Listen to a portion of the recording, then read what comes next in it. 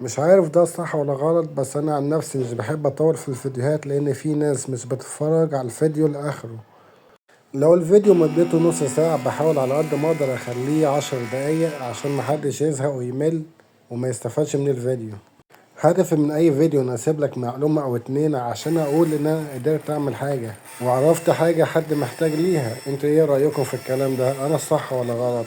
بعد ما اشتريت الخشب وديت الورشة وبعد كده دخلته على مكنة الربو، ودي كانت أول حاجة. بعد كده دخلته على المنشار، قطعته على تخانة 5 سنتي.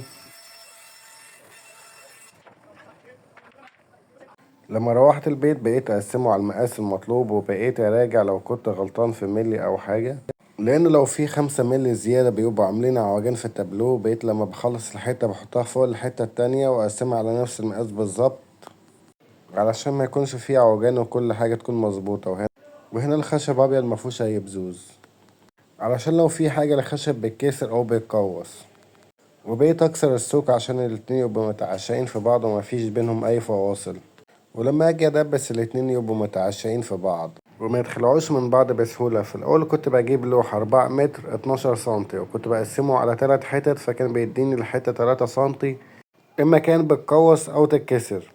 وجه وقت الفصلان جبت كوباية الشاي الحلو، بقيت اقعد اشرب فيها كده بمزاج، وفضلت افكر اللوحة دي هرسم فيها ايه. تخيلوا انت ممكن ارسم ايه في اللوحة. وفردت البرواز على الارض وبقيت اجمعه واحدة واحدة بعد ما اتأكدت ان كل حاجة راكبة 100 ومتعشقة 100. مش فاكر بصراحة نوع الدباسة ايه، بس بان الماني، حاجة كويسة برضه. لو حبيت تجيب زيها ممكن تاخد سكرين من الفيديو وتجيب زيها من عند اي موان. انا يا جدعان ماليش في التصوير، بقيت احاول على قد ما اقدر اقرب لكم المسافة ووضحت الصورة عشان تبقوا شايفين انا بعمل ايه كويس. وكل حاجة بتكون شارحة نفسها، مش لازم اكون بتكلم طول الفيديو عشان اوصل حاجة. انت بتشوف وعينك بتلقط وتجمع.